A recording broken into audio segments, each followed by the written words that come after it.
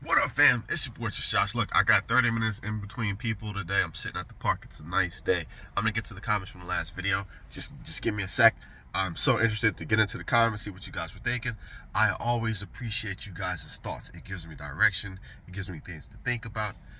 Let's keep that going. I appreciate you guys. But what I want to ask you is there a playbook, fam? Fam, is there a playbook? And when I say playbook, I'm talking about the whole Albert Pike deal. I'm talking about the whole NEW, WRLD, ORDER.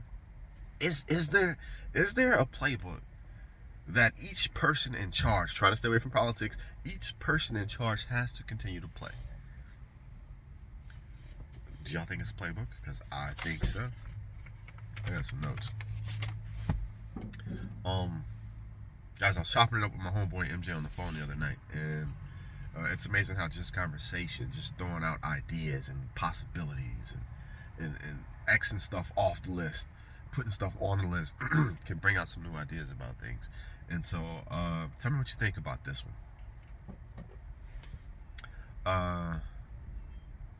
Why is it so important for Canada to become a 51st state? Staying out of politics, I'm not saying it's a good thing or a bad thing. It just is what it is. But apparently, Canada needs to become the 51st state. Greenland, and it's been said multiple times that Greenland and Canada is needed for national security, right? So, what could possibly happen to make things so bad that we need to incorporate Canada into the United States? Fam, I'm telling you, I think there's a playbook. The other night when I heard that the Houthis had been attacked, the Middle East going up in flames, that's what was on my mind. This is the beginning steps of World War III. Look, the Houthis have been quiet. Yemen has been quiet for a while now. And now all of a sudden we've got these back and forths, 18 ballistic missiles. And yesterday it was stated that any missiles coming from Yemen, anything coming from Yemen will be considered an Iranian attack. Fam, and we know Iran just made the pact. Okay, let's get into it. Let me ask you, because this is the question, would it be better to incorporate Canada now and to start to set them up with more bases, armaments on is it the northern border? Their border. To be able to protect and defend that border, would it be better to do it now than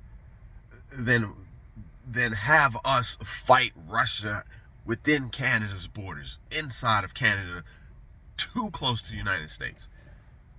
Greenland, almost the same deal. I can actually see why we do need Canada for a 51st state. Because when it comes down to the possibility of World War III, we don't want to be fighting people who can just walk into the country. We want to keep them at a distance as much as possible. I think there's a playbook.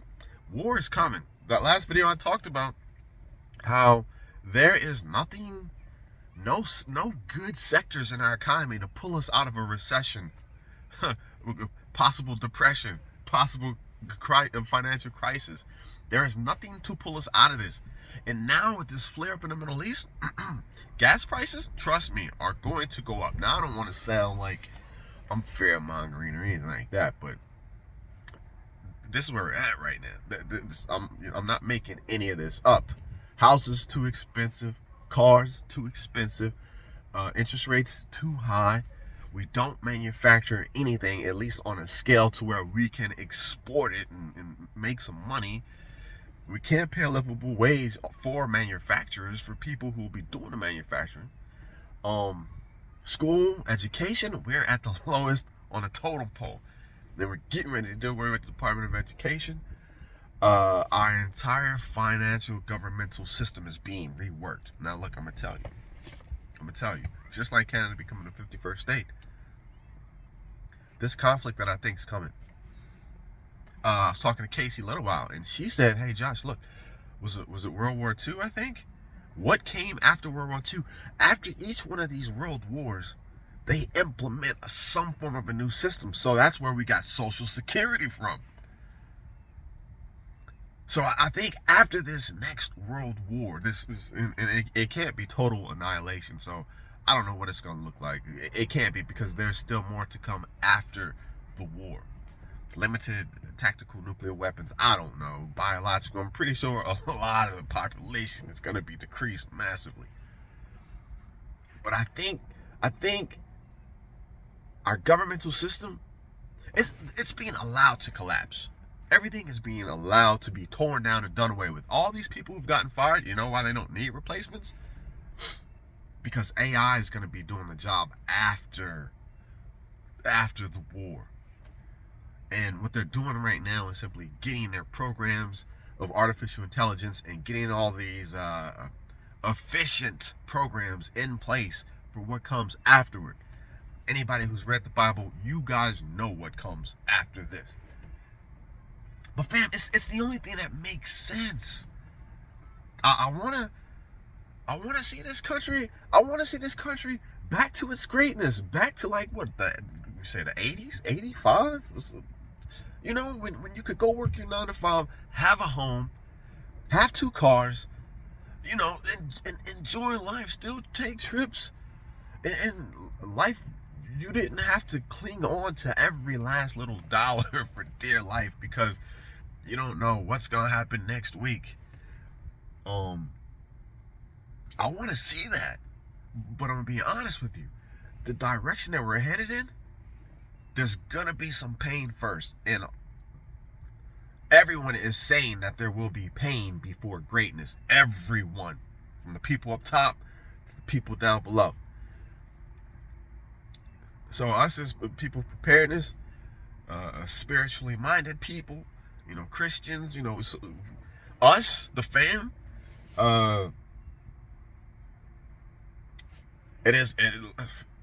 prepare. Continue to prepare.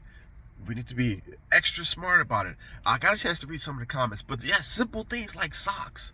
I'm gonna tap in with the comments, but simple things like socks, long-term purchases at this point in the game, you know. Look, I'm gonna tell you, this Middle Eastern thing is going to escalate. And I drive all day. When gas prices go up, a lot's gonna change. Y'all be safe, but I think that there's a playbook, and I think the playbook is being followed. No matter who's sitting upstairs running the United States, I think that there's a playbook that has to continuously be played. I don't know if it's a global playbook. I don't know if it's a national playbook. I don't know, but there's something going on that they are not telling us about, or they're not telling us exactly how it's going to play out. And I think that they know how it's going to play out. This 51st, this Canada 51st state thing, it sounds like it just came out of left field. It sounds almost hilarious. It sounds like, why? What's the point? But I think maybe they do have plans that have been drawn out, where if there is an invasion coming from north, I mean, Canada's mostly woodlands, forests, and it's just wide open. And you start to get troops from an opposing country coming through there. They start setting stuff up. Canada can't defend from Russia, from China, from North Korea. They can't. So probably one of our biggest blind spots would be Canada. As big as it is, as wide open as it is, we don't want foreign troops walking down through our border into the United States. Y'all be safe. It's just an idea. The playbook. Let me know. Let me know what you think. I think we are headed for World War III, or at least the early stages of it. Apparently, Gaza's getting blown up again. Something about them not releasing hostages. That back and forth is flaring up. But again, the sights are set on Iran, and I don't really think that Iran is as weak as everybody's making them out to be. But then just last week, again, they made that pact with Russia and China. Do you think? Prepare. I love y'all. Look, the next one will be more spiritual. I just had to get this out because so much is happening. Things are escalating so fast right now. Y'all be safe. Peace.